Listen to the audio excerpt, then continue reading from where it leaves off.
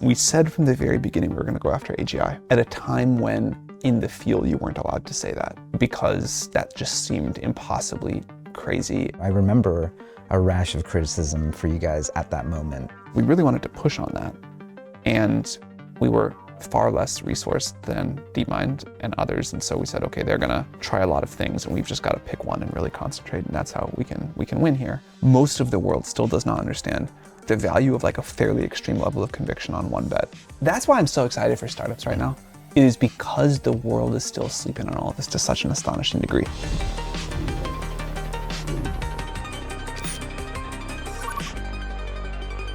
We have a real treat for you today. Sam Altman, thanks for joining us. Thanks, Garry.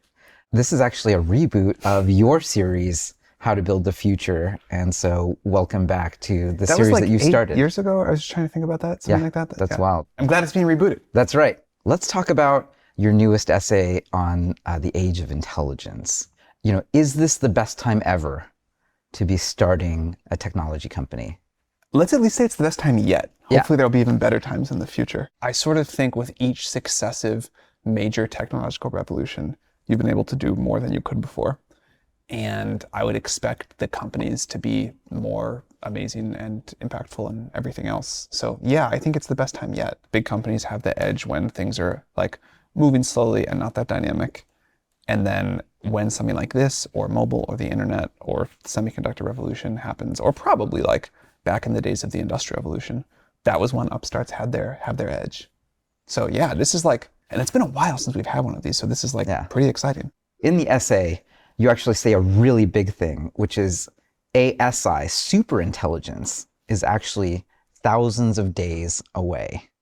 Maybe. I mean, that's our hope, our guess, whatever. But that's a very wild statement. Yeah. Tell us about it. I mean, that's big. That is really big. I can see a path where the work we are doing just keeps compounding, and the rate of progress we've made over the last 3 years continues for the next 3 or 6 or 9 or whatever. 9 years would be like 3,500 days or whatever. If we can keep this rate of improvement or even increase it, like that system will be quite capable of doing a lot of things. I think already, even a system like O1 is capable of doing like quite a lot of things from just like a raw cognitive IQ on a closed-end, well-defined task in a certain area. I'm like, O1 is like a very smart thing. And I think we're nowhere near the limit of progress. I mean, that was an architecture shift that sort of unlocked a lot. And what I'm sort of hearing is that these things are going to compound. We could hit some like unexpected wall, or we could be missing something, but it looks to us like there's a lot of compounding in front of us still to happen. I mean, this essay is probably the most techno-optimist of almost anything I've seen out there. Some of the things we get to look forward to, fixing the climate, establishing a space colony, the discovery of all of physics, near limitless intelligence, and abundant energy. I do think all of those things, and probably a lot more we can't even imagine, are maybe not that far away. And I think it's like tremendously exciting that we can talk about this even semi-seriously now. One of the things that I always have loved most about YC is it encourages slightly implausible degrees of techno-optimism and just a belief that like, you can figure this out. And, in a world that I think is like sort of consistently telling people, this is not going to work, you can't do this thing, you can't do that. I think the kind of early PG spirit of just encouraging founders to like think a little bit bigger it is a special thing in the world. The abundant energy thing seems like a pretty big deal. There's sort of path A and path B. If we do achieve abundant energy, it seems like this is a real unlock. Almost any work, not just, knowledge work, but actually like real physical work could be unlocked with robotics and with language and intelligence on tap. Like, there's a real age of abundance. I think these are like the two key inputs to everything else that we want. There's a lot of other stuff, of course, that matters, but the unlock that would happen if we could just get truly abundant intelligence, truly abundant energy, what we'd be able to make happen in the world, like both like come up with better ideas more quickly and then also like make them happen in the physical world, like to say nothing of it'd be nice to be able to run lots of AI, and that takes energy too. I think that would be a huge unlock, and the fact that I'm not sure to be whether to be surprised that it's all happening at the same time, or if this is just like the natural effect of an increasing rate of technological progress. But it's certainly a very exciting time to be alive, and a great time to do a startup. Well, so we sort of walked through this age of abundance. Maybe robots can actually manufacture, do anything. Almost all physical labor can then result in material progress, not just for the most wealthy, but for everyone. What happens if we don't unleash unlimited energy? If, there's some physical law that prevents us from exactly that? Solar plus storage is on a good enough trajectory that even if we don't get a big nuclear breakthrough, we would be like okay-ish. But for sure, it seems that driving the cost of energy down, the abundance of it up, has like a very direct impact on quality of life. And eventually we'll solve every problem in physics. So we're going to figure this out. It's just a question of when. And we deserve it. There's, someday we'll be talking not about fusion or whatever, but about the Dyson sphere, and that'll be awesome too. Yeah. This is a point in time, whatever feels like abundant energy to us will feel like not nearly enough to our great-grandchildren, and there's a big universe out there with a lot of matter. Yeah. I wanted to switch gears a little bit to sort of, earlier you were mentioning Paul Graham, who brought us all together, really created Y Combinator. He likes to tell the story of how, how you got into YC was actually, you were a Stanford freshman. And he said, this is the very first YC batch in 2005. And he said, you're a freshman and YC will still be here next time. You should just wait. And you said, I'm a sophomore and I'm coming. And you're widely known in our community as, one of the most formidable people. Where do you think that came from? That one story, I think I would be happy if that like drifted off into history. Well, now it's purely immortalized here. Here it is. My memory of that is that like I needed to reschedule an interview one day or something, and PG tried to like say like, just do it next year or whatever. And then I think I said some nicer version of I'm a sophomore and I'm coming, but yeah, these things get slightly apocryphal. It's funny, and I say this with no false modesty, I don't like identify as a formidable person at all. In fact, I think there's a lot of ways in which I'm really not. I do have a little bit of a just like, I don't see why things have to be the way they are. And so I'm just going to like do this thing that from first principles seems like fine. And I always felt a little bit weird about that. And then I remember one of the things that I thought was so great about YC, and still that I care so much about YC about, is it was like a collection of the weird people who are just like, I'm just going to do my thing. The part of this that does resonate as a like accurate self-identity thing is I do think you can just do stuff or try stuff a surprising amount of the time. And I think more of that is a good thing. And then I think one of the things that both of us found at YC was a bunch of people who all believed that you could just do stuff. For a long time, when I was trying to like figure out what made YC so special, I thought that it was like, okay, you have this like very amazing person telling you, you can do stuff, I believe in you. And as a young founder, that felt so special and inspiring, and of course it is. But the thing that I didn't understand until much later was it was the peer group of other people doing that. And one of the biggest pieces of advice I would give to young people now is finding that peer group as early as you can was so important to me. And I didn't realize it was something that mattered. I kind of thought, like I have, I'll figure it out on my own. But man, being around like inspiring peers, so valuable. What's funny is both of us did spend time at Stanford. I actually did graduate, which is, I probably shouldn't have done that, but I did.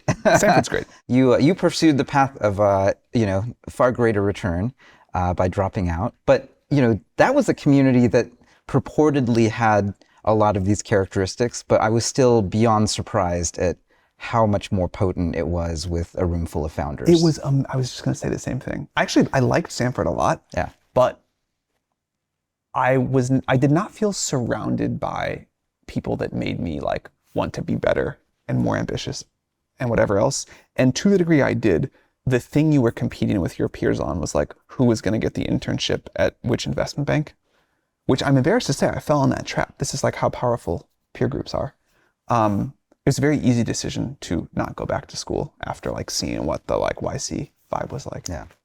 There's a powerful quote by Carl Jung that I really love. It's, the world will come and ask you who you are, and if you don't know, it will tell you. It sounds like being very intentional about who you want to be and who you want to be around as early as possible is very important. Yeah, this was definitely one of my takeaways, at least for myself, is no one is immune to peer pressure. And so all you can do is like pick good peers. Yeah. Obviously, you went on to create Looped, sell that, go to Green Dot, and then we ended up getting to work together at YC. Yeah. Talk to me about like the early days of YC research. Like one of the really cool things that you brought to YC was this experimentation.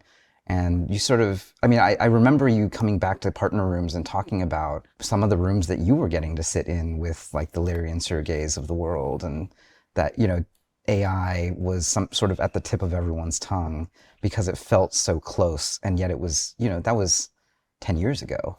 The thing I always thought would be the coolest retirement job was to get to like run a research lab. And it was not specific to AI at that time. When we started talking about YC research, not only was it going to, it did end up funding like a bunch of different efforts. And I wish I could tell the story of like, it was obvious that AI was gonna work and be the thing, but like we tried a lot of bad things too. Around that time, I read a few books on like the history of Xerox PARC and Bell Labs and stuff. And I think there were a lot of people, like it was in the air of Silicon Valley at the time, that we need to like have good research labs again. And I just thought it would be so cool to do. And it was sort of similar to what YC does, in that you're gonna like allocate capital to smart people, and sometimes it's gonna work and sometimes it's not going to. And I just wanted to try it. AI for sure was having a mini moment. This was like kind of late 2014, 2015, early 2016 was like this superintelligence discussion, like the book Superintelligence was happening. Bostrom, yep. Yeah, the DeepMind had a few like impressive results, but a little bit of a different direction. I had been an AI nerd forever, so I was like, oh, it'd be so cool to try to do something, but it's very hard to say what to do. Was ImageNet out yet? ImageNet was out. Yeah. Yeah. For a while at that point. So you could tell if it was a hot dog or not. You could sometimes. Yeah, that was getting there, yeah. How did you identify the initial people you wanted involved in, YC research and OpenAI? I mean, Greg Brockman was early. In retrospect, it feels like this movie montage, and there were like all of these, like, at the beginning of like the bank heist movie when you're like driving around to find the people and whatever. And they're like, you son of a bitch, I'm in. Right. Like Ilya, I like heard he was really smart, and then I watched some video of his, and he's extremely smart, like true, genuine genius and visionary, but also he has this incredible presence. And so I watched this video of his on YouTube or something. I was like, I gotta meet that guy. And I emailed him, he didn't respond. So I just like went to some conference he was speaking at, and we met up. And then after that, we started talking a bunch.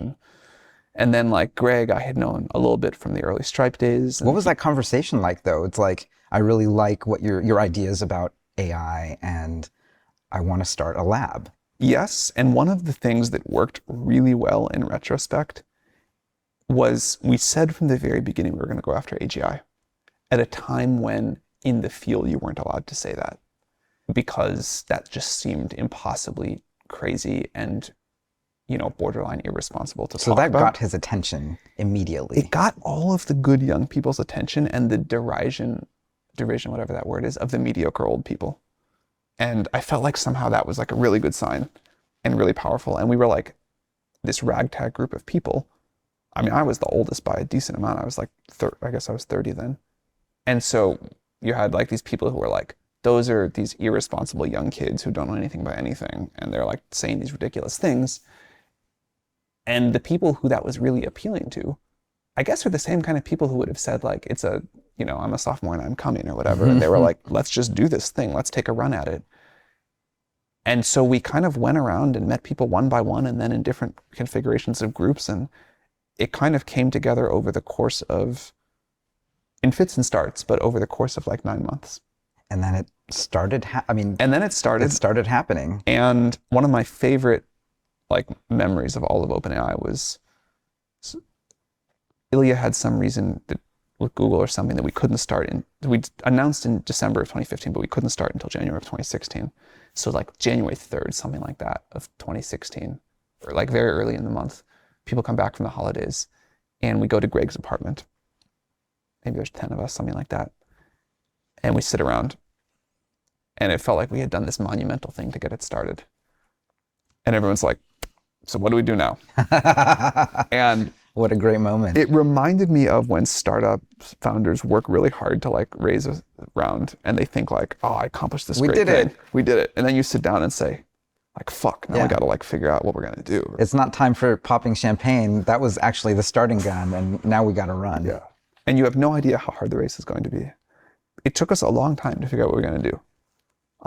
But one of the things that I'm really amazingly impressed by Ilya in particular, but really all of the early people about, is although it took a lot of twists and turns to get here, the big picture of the original ideas was just so incredibly right. And so they were like up on like one of those flip charts or whiteboards, I don't remember which, in Greg's apartment. And then we went off and, you know, did some other things that worked or didn't work or whatever. Some of them did. And eventually now we have this like system. And it feels very crazy and very improbable looking backwards that we went from there to here with so many detours on the way, but got where we were pointing. Was deep learning even on that flip chart initially? Yeah. I mean, more specifically than that, like do a big unsupervised model and then solve RL was on that flip chart. One of the flip charts from this is before Greg's apartment, but from a very early offsite, I think this is right. I believe there were 3 goals for the effort at the time. It was like, figure out how to do unsupervised learning, solve RL, and never get more than 120 people. Missed on the third one. But that's right. The predictive direction of the first 2 is pretty good. So deep learning, then the second big one sounded like scaling, like the idea that you could scale. That was another heretical idea that people actually found even offensive. You know, I remember a rash of criticism for you guys at that moment. When we started, the core beliefs were deep learning works and it gets better with scale. And I think those were both somewhat heretical beliefs. At the time, we didn't know how predictably better it got with scale. That didn't come for a few years later. It was a hunch first, and then you got the data to show how predictable it was. Yeah. But people already knew that if you made these neural networks bigger, they got better. Yeah. We were sure of that before we started. And what took the word that keeps coming to mind is like religious level of belief was that wasn't going to stop. Everybody had some reason of, oh, it's not really learning. It's not really reasoning. It can't really do this. It's, it's like a parlor trick. And these were like the eminent leaders of the field. And more than just saying you're wrong, they were like, you're wrong. And this is like a bad thing to believe or a bad thing to say. It was that there's this is like, you're going to perpetuate an AI winter. You're going to do this. You're going to do that. And we were just like looking at these results and saying they keep getting better. Then we got the scaling results. It just kind of breaks my intuition even now. And at some point you have to just look at the scaling laws and say, we're going to keep doing this. And this is what we think it'll do. And it was starting to feel at that time like something about deep learning was just this emergent phenomenon that was really important. And even if we didn't understand all of the details in practice yet, which obviously we didn't and still don't, that there was something really fundamental going on. It was the PGism for this is we had like discovered a new square in the periodic table. Yeah. And so we really wanted to push on that. And we were far less resourced than DeepMind and others. And so we said, okay, they're going to try a lot of things and we've just got to pick one and really concentrate. And that's how we can win here, which is totally the right startup takeaway. And so we said, well, we don't know what we don't know. We do know this one thing works. So we're going to really concentrate on that. And I think some of the other efforts were trying to outsmart themselves in too many ways. And we just said, we'll do the thing in front of us and keep pushing on it. Scale is this thing that I've always been interested in, at kind of just the emergent properties of scale for everything, for startups, turns out for deep learning models, for a lot of other things. I think it's a very underappreciated property and thing to go after. And I think it's, when in doubt, if you have something that seems like it's getting better with scale, I think you should scale it up. I think people want things to be, less is more, but actually more is more. More is more. We believed in that. We wanted to push on it. I think one thing that is not maybe that well understood about OpenAI is we had just this, even when we were like pretty unknown, we had a crazy talented team of researchers. If you have like the smartest people in the world, you can push on something really hard. Yeah, and they're motivated. And or you created sort of one of the sole places in the world where they could do that. Like one of the stories I heard is just even getting access to compute resources, even today, is this crazy thing. And embedded in some of the criticism from maybe the elders of the industry at the moment was sort of that, you're going to waste a lot of resources and somehow that's going to result in an AI winter. Like people won't give resources anymore. It's funny, people were never sure if we were going to waste resources or if we were doing something kind of vaguely immoral by putting in too much resources and you were supposed to spread it across lots of bets rather than like conviction on one. Most of the world still does not understand the value of like a fairly extreme level of conviction on one bet. And so we said, okay, we have this evidence. We believe in this thing. We're gonna, at a time when like the normal thing was we're gonna spread against this bet and that bet and that bet. You're definite optimists. You're a definite optimist. And I think across like many of the successful YC startups, you see a version of that again and again. Yeah, that sounds right. When the world gives you sort of pushback and the pushback doesn't make sense to you, you should do it anyway. Totally. One of the many things that I'm very grateful about getting exposure to from the world of startups is how many times you see that again and again and again. And I think before YC, I really had this deep belief that somewhere in the world, there were adults in charge, adults in the room, and they knew what was going on, and someone had all the answers. And, if someone was pushing back on you, they probably knew what was going on. And the degree to which I now understand that, to pick up the earlier phrase, you can just do stuff. You can just try stuff. No one has all the answers. There are no like adults in the room that are going to magically tell you exactly what to do. And you just kind of have to like iterate quickly and find your way. That was like a big unlock in life for me to understand. There is a difference between being high conviction just for the sake of it. And if you're wrong and you don't adapt and you don't try to be like truth seeking, it still is really not that effective. The thing that we tried to do was really just believe whatever the results told us and really kind of try to go do the thing in front of us. And there were a lot of things that we were high conviction and wrong on. But as soon as we realized we were wrong, we tried to like fully embrace it. Conviction is great until the moment you have data one way or the other. And there are a lot of people who hold on it past the moment of data. So it's iterative. It's not just they're wrong and I'm right. You have to go show your work. But there is a long moment where you have to be willing to operate without data. And at that point, you do have to just sort of run on conviction. Yeah. It sounds like there's a focusing aspect there too. Like you had to make a choice and that choice had better, you didn't have infinite choices. And so, the prioritization itself was an exercise that made it much more likely for you to succeed. I wish I could go tell you like, oh, we knew exactly what was going to happen. And it was, we had this idea for language models from the beginning and, we kind of went right to this. But obviously the story of OpenAI is that we did a lot of things that helped us develop some scientific understanding, but we're not on the short path. If we knew then what we know now, we could have speedrun this whole thing to like an incredible degree. It doesn't work that way. Like you don't get to be right at every guess. And so we started off with a lot of assumptions, both about the direction of technology, but also what kind of company we were going to be and how we were going to be structured and how AGI was going to go and all of these things. And we have been like humbled and badly wrong many, many, many times. And one of our strengths is the ability to get punched in the face and get back up and keep going. This happens for scientific bets, for being willing to be wrong about a bunch of other things we thought about how the world was going to work and what the sort of shape of the product was going to be. Again, we had no idea, or I at least had no idea, maybe Alec Radford did. I had no idea that language models were going to be the thing.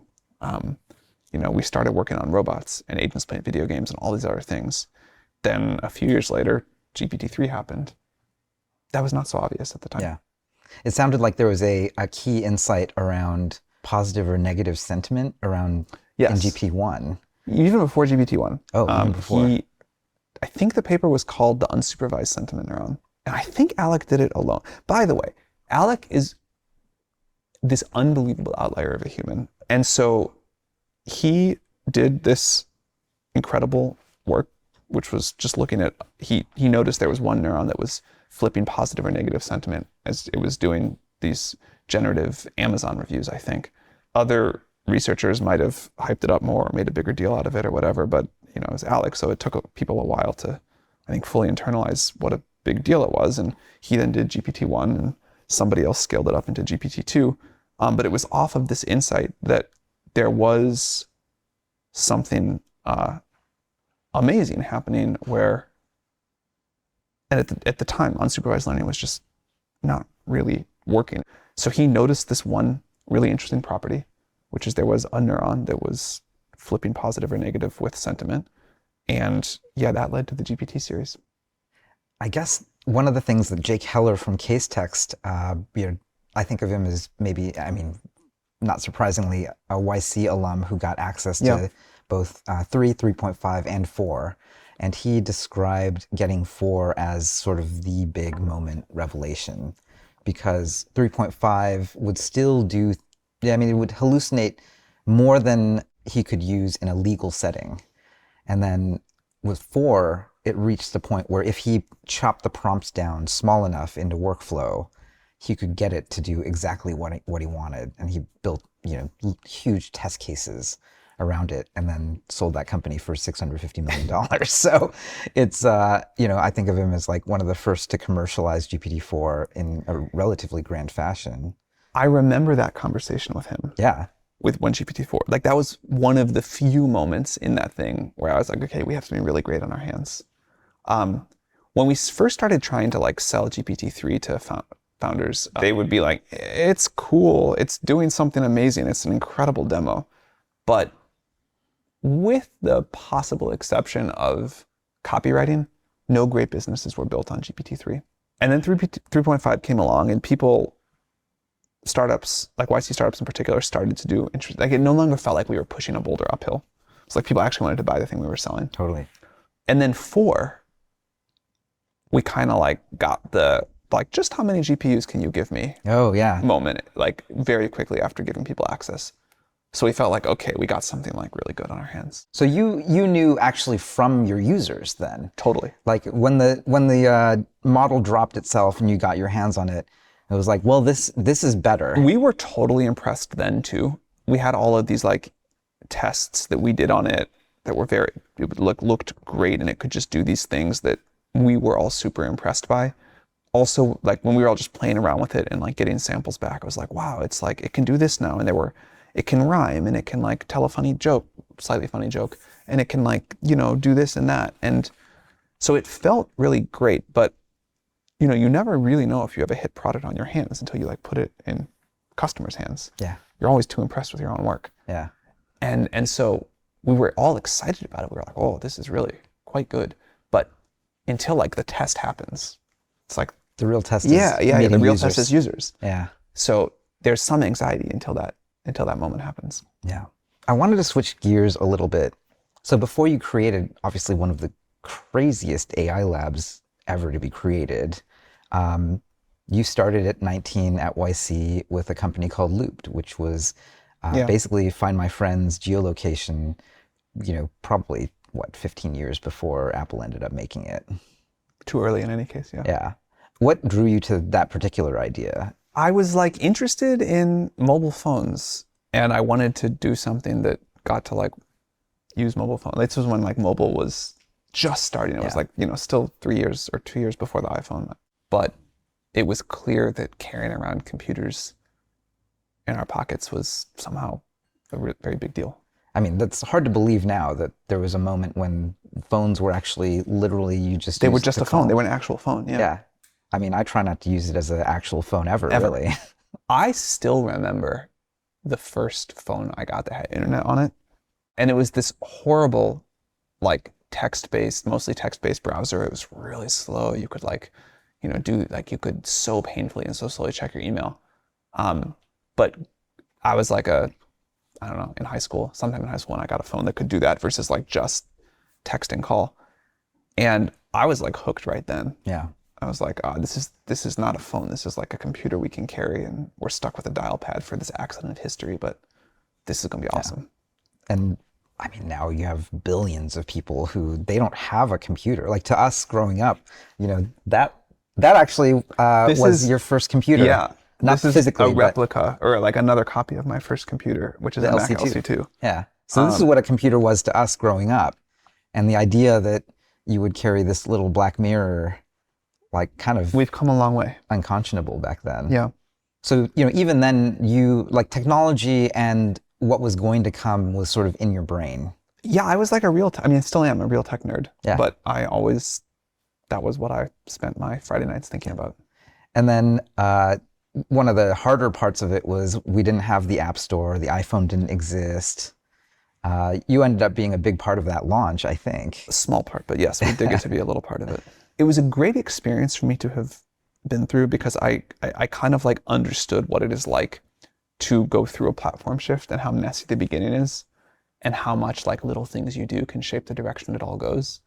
I was definitely on the other side of it then. Like I was watching somebody else create the platform shift, but it was a super valuable experience to get to go through and sort of just see how it happens and how quickly things change and how you adapt through it. What was that experience like? You ended up selling that company. It was probably the first time you were managing people and doing enterprise sales. All of these things were useful lessons from that first experience. I mean, it obviously was not a successful company.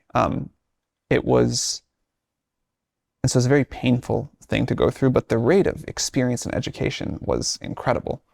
Another thing that PG said, or quoted somebody else saying, but always stuck with me, is your 20s are always an apprenticeship, but you don't know for what, and then you do your real work later. And I did learn quite a lot, and I'm very grateful for it. It was like a difficult experience, and we never found product market fit really. And we also never like really found a way to get to escape velocity, which is just always hard to do. There is nothing that I have ever heard of that has a higher rate of generalized learning than doing a startup. So it was great in that sense. When you're 19 and 20, like riding the wave of some other platform shift, this shift from, dumb cell phones to smartphones and mobile. And, here we are many years later, and your next act was actually, I guess 2 acts later, literally spawning one of the major platform shifts. We all get old. Yeah. But that's really what's happening. 18, 20-year-olds are deciding that they could get their degree, but they're going to miss the wave. Like, because all of this stuff. That's great. Everything's happening right now. Like, I am proud to hear that. Do you have an intuitive sense, like speaking to even a lot of the, really great billion-dollar company founders, some of them are just not that aware of what's happening. Like their CTOs. It is astonishing to me. It's wild, right? Yeah. I think that's why I'm so excited for startups right now. It is because the world is still sleeping on all of this to such an astonishing degree. Yeah. And then you have like the YC founders being like, no, I'm going to like do this amazing thing and do it very quickly. Yeah. It reminds me of when Facebook almost missed mobile because they were making web software and they were really good at it. Yeah. And like they had to buy Instagram, like Snapchat and ran WhatsApp. right up. Yeah. And WhatsApp. So it's interesting. The platform shift is always built by the people who are young with no prior knowledge. It is, I think it's great. So there's this other aspect that's interesting in that I think you and Elon and Bezos and a bunch of people out there, like they sort of start their journey as founders, really, whether it's Looped or Zip2 or, really in maybe pure software, like it's just a different thing that they start, and then later they, sort of get to level up. Is there a path that you recommend at this point? If people are thinking, I want to work on the craziest hard tech thing first, should they just run towards that to the extent they can? Or is there value in, sort of solving the money problem first, being able to invest your own money like very deeply into the next thing? It's a really interesting question. It was definitely helpful that I could just like write the early checks for OpenAI. And I think it would have been hard to get somebody else to do that at the very beginning. And then Elon did it a lot at much higher scale, which I'm very grateful for. And then other people did after that. And there's other things that I've invested in that I'm really happy to have been able to support. And I think it would have been hard to get other people to do it. So that's great for sure. And I did, like we were talking about earlier, learn these extremely valuable lessons. But I also feel like I kind of like was wasting my time, for lack of a better phrase, working on Looped. I definitely don't regret it. It's like all part of the tapestry of life, and I learned a ton and whatever else. What would you have done differently? Or what would you tell yourself from like now to in a time travel capsule that would show up on your desk at Stanford when you were 19? Well, it's hard because AI was always the thing I most wanted to do. And AI just, like I went to school to study AI. But at the time I was working in the AI lab, the one thing that they told you is definitely don't work on neural networks. We tried that, it doesn't work. It's a long time ago. I think I could have picked a much better thing to work on than Looped. I don't know exactly what it would have been, but it all works out, it's fine. Yeah. There's this long history of people building more technology to help improve other people's lives. And I actually think about this a lot. Like I think about the people that made that computer, and I don't know them. They're many of them probably long retired, but I am so grateful to them. Yeah. And some people worked super hard to make this thing at the limits of technology. I got a copy of that on my 8th birthday, and it totally changed my life. Yeah. And the lives of a lot of other people too. They worked super hard. They never like got a thank you from me, but I feel it to them very deeply. And it's really nice to get to like add our brick to that long road of progress. Yeah. It's been a great year for OpenAI, not without some drama. Always. Yeah. We're good at that. What did you learn from, sort of the ouster last fall, and how do you feel about some of the, departures? I mean, teams do evolve, but how are you doing, man? Tired, but good. Yeah. We've kind of like speed run, like medium sized or even kind of like pretty big sized tech company arc that would normally take like a decade in 2 years. Like ChatGPT is less than 2 years old. Yeah. And there's like a lot of painful stuff that comes with that. And there are, any company as it scales goes through management teams at some rate. And you have to the people who are really good at the 0 to 1 phase are not necessarily people that are good at the 1 to 10 or the 10 to the 100 phase.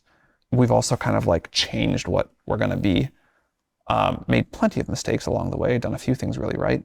And that comes with a lot of change. And I think the goal of the company, the emergent AGI or however you want to think about it, is like just keep making the best decisions we can at every stage. But it does lead to a lot of change. I hope that we are heading towards a period now of more calm, but I'm sure there will be other periods in the future where things are very dynamic again. So I guess, how does OpenAI actually work right now? The quality and like the pace that you're pushing right now, I think is like beyond world-class compared to a lot of the other, really established software players like who came before.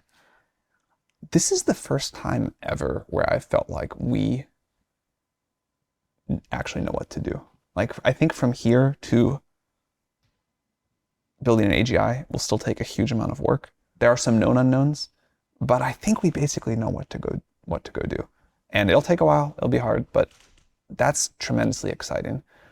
I also think on the product side, there's more to figure out, but roughly we know what to shoot at and what we want to optimize for.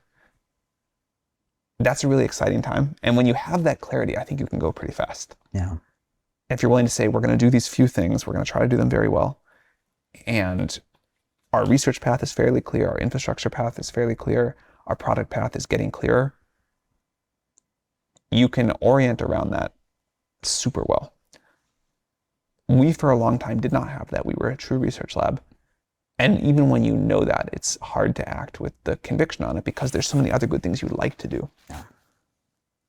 but the degree to which you can get everybody aligned and pointed at the same thing is a significant determinant in how fast you can move.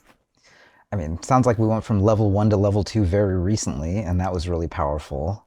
And then we actually just had our O1 hackathon at YC. Yeah, that was so impressive. That was super fun. And then weirdly, one of the people who won, I think they came in third, was Camphor.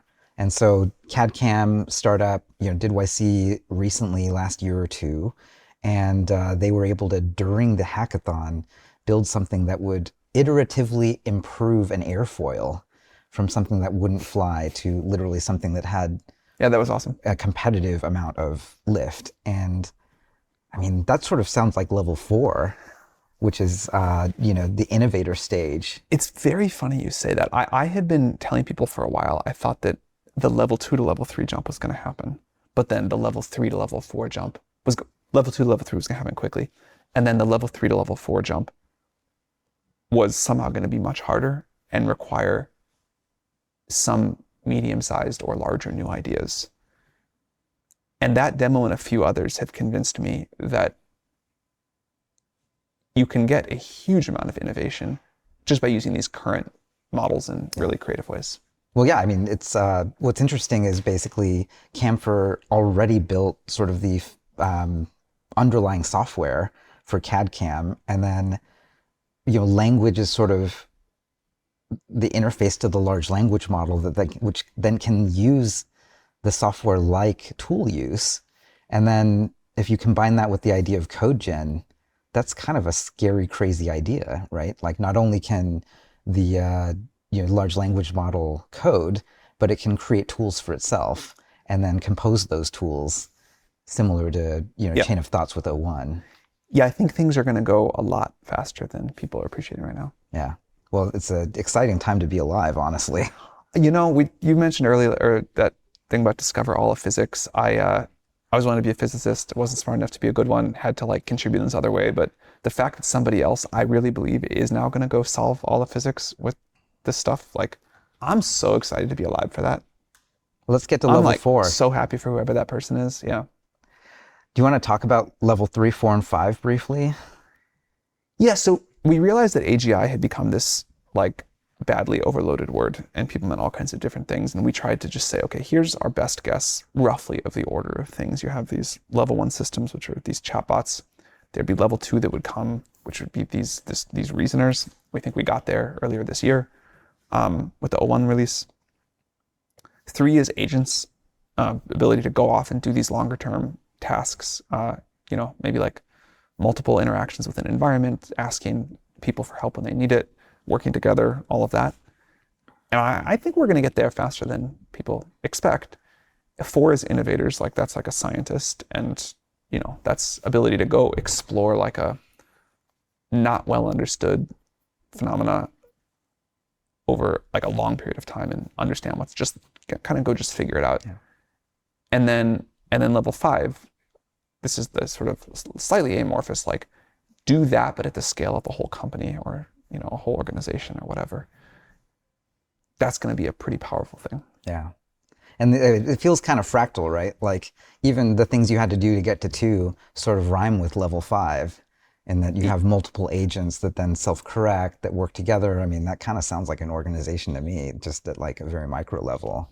Do you think that we'll have, you famously talked about it, I think Jake talks about it, it's you will have companies that make, billions of dollars per year and have less than 100 employees, maybe 50, maybe 20 employees, maybe 1. It does seem like that. I don't know what to make of that other than it's a great time to be a startup founder. Yeah. But it does feel like that's happening to me. Yeah. It's 1 person plus 10,000 GPUs. Could happen. Pretty powerful. Sam, what advice do you have for people watching who, either are about to start or just started their startup? Bet on this tech trend, bet on this trend. We are not near the saturation point. The models are going to get so much better so quickly. What you can do as a startup founder with this versus what you could do without it is so wildly different. And the big companies, even the medium-sized companies, even the startups that are a few years old, they're already on quarterly planning cycles. And Google is on a year, decade planning cycle. I don't know how they even do it anymore. But your advantage with speed and focus and conviction and the ability to react to how fast the technology is moving, that is the number one edge of a startup kind of ever, but especially right now. So I would definitely like build something with AI, and I would definitely like take advantage of the ability to see a new thing and build something that day rather than like put it into a quarterly planning cycle. I guess the other thing I would say is it is easy when there's a new technology platform to say, well, because I'm doing something with AI, the laws of business don't apply to me. I have this magic technology, and so I don't have to build a moat or a competitive edge or a better product. It's because I'm doing AI and you're not, so that's all I need. And that's obviously not true. But what you can get are these short-term explosions of growth by embracing a new technology more quickly than somebody else. And remembering not to fall for that, and that you still have to build something of enduring value. I think that's a good thing to keep in mind too. Yeah, everyone can build an absolutely incredible demo right now, but everyone can build an incredible demo. But building a business, man, that's the brass ring. The rules still apply. You can do it faster than ever before and better than ever before, but you still have to build a business. What are you excited about in 2025? What's to come? AGI. Yeah. Excited for that. What am I excited for? Growing a kid. I'm more excited for that than anything I've ever been. Incredible. Yeah, probably that. That's by far. That's going to be really That's the big. thing I've like most excited for ever in life. Yeah, it changes your life completely. So I cannot wait. Well, here's to building that better world for, our kids and really, hopefully, the whole world. This was a lot of fun. Thanks for hanging out, Sam. Thank you.